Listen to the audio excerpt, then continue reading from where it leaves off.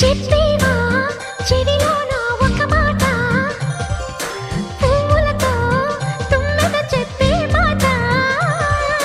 నీ చిరునవ్వు సాక్షిగా తాజ్ మహల్ నాదట, నీ పెదవంచు సాక్షిగా షాజహాను నేనట. నీ తీయని ప్రేమకి నా పెదవే నజరానా, నీ బయటకి నేనిక బానిసనే నెరజానా.